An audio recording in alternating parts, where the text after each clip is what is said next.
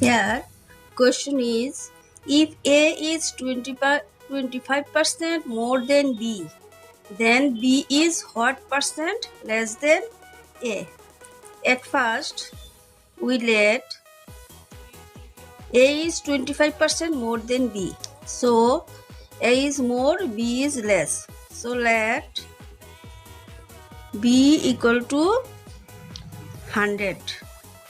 Then, A will be A equal to 125. In first condition, comparing A with B, then B. Now, comparing B with A. So, how to find out percentage? Here notice, then A. So, we will write in denominator S amount 125. Now B.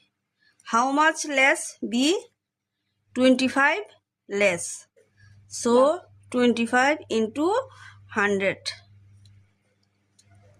5 into 20. That means 20%. Answer. Option 1.